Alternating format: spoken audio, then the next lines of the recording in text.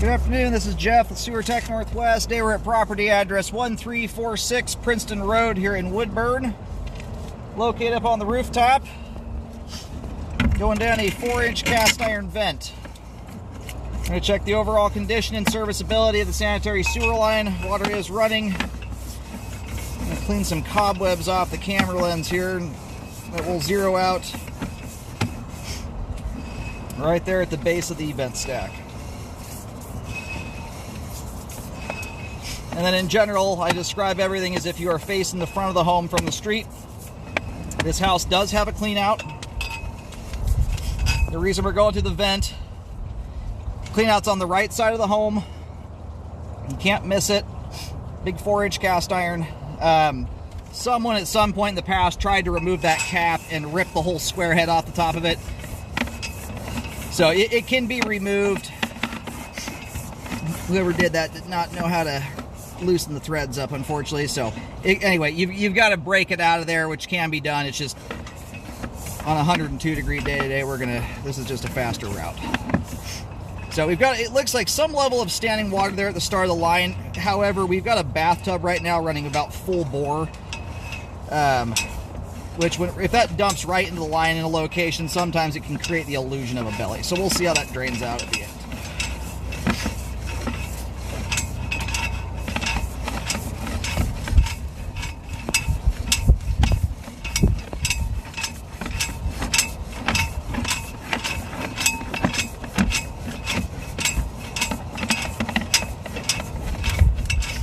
Got some cave stalactites growing in here.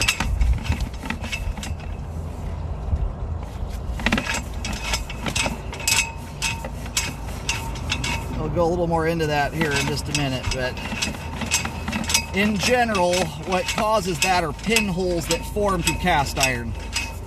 If you've ever been in an old basement and seen the cast iron pipe coming out of the ceiling and going down into the basement floor, and you'll often see little kind of rust drip marks going down the side of those pipes. That is from pinholes forming in the cast iron that let some level of moisture escape the line, creating that drip. Anyway, they often kind of eventually rust themselves off, but it is an indicator that the cast iron, it's an indicator of age and just general wear and tear for one thing. But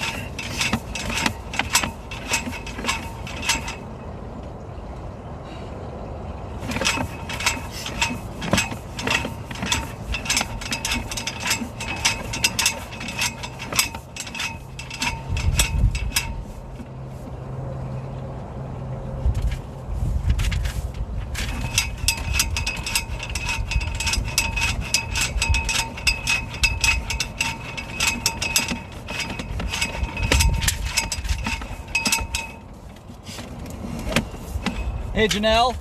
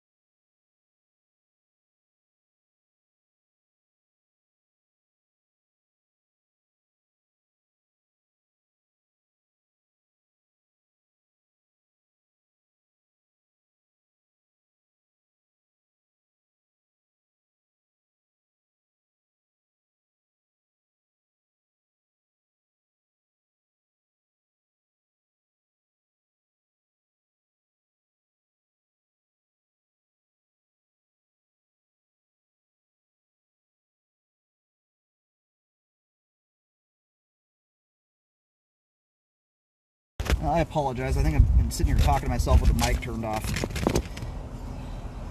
So where we stopped there was about 25 to probably 30 feet shy of the main lateral. That's in the front yard where that transition joint is. My camera just won't round the bend. There is a little bit of an offset at the joint. It has more to do though with the twists and the turns in the cast iron and the roughness of cast iron in general. So yeah, you've got pitting throughout the line. The little nodules there, I call them cave stalactites jokingly, but they form in a very similar manner. It's from groundwater seeping in, and you get those little stalactite kind of formations like that due to the line having holes in it. And it forms those little nodules there. And this line's got a fair amount of them.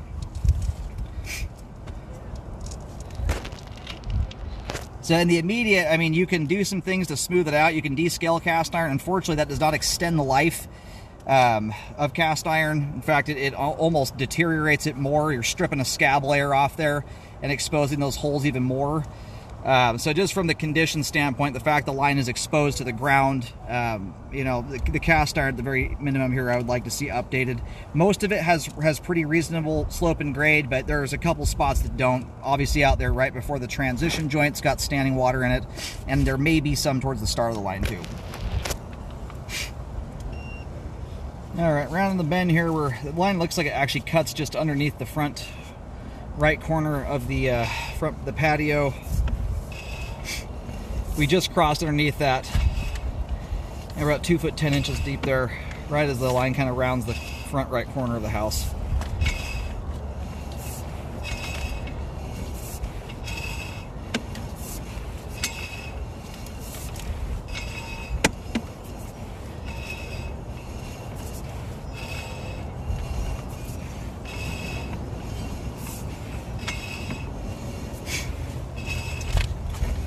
Unfortunately, the condition issue you're seeing is a common problem with this era of cast iron. Your 1910, 1920 cast iron, funny enough, will outlive this era of cast iron by a country mile. Most your 1910 cast iron looks absolutely perfect at this point in time.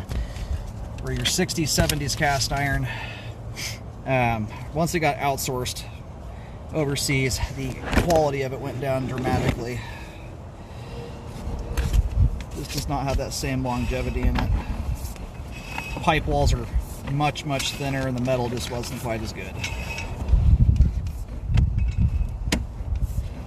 Alright, then we've got some standing water here. Let's see, that looks like, I don't get a view of it because of the standing water. It looks like that standing water is just behind the clean out. That's right where we make a turn to turn away from the home there. So yeah, you definitely do have some standing water here. Fair amount of it. You've got well over an inch there. You've got potentially as much as 2 inches of water in that location. Now it's basically from about the base of the vent stack to right around where the clean out's at. At least 1.5 inches of water, if not as much as 2 inches. So in general, standing water becomes more concerning the closer in it gets, because you don't have leeway to build head pressure up if a blockage does occur. But also in combination, standing water coupled with rough pipe materials like cast iron, you get a slowdown effect of the standing water, and then you've got rough, snarly pipe walls that can hang on to slow-moving debris. So anyway, I will go see what I can do with this clean out down here.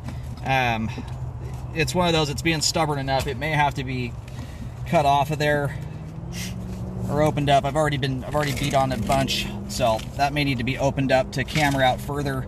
The other option is, again, because of the cast iron's condition, it's stuff I'm recommending updates on, because of much of it has exposure to the ground at this point. The other option is, if you were to open the ground up, run a camera through the open hole in the ground and see how the remainder of the line looks. After any repairs are done, make sure a rescope is performed to check the work. Getting about 3 feet deep there at the corner, front right corner of the house, or 2 foot 10 inches. So it's a shallow line, and you're going to be even shallower than that back by the clean out.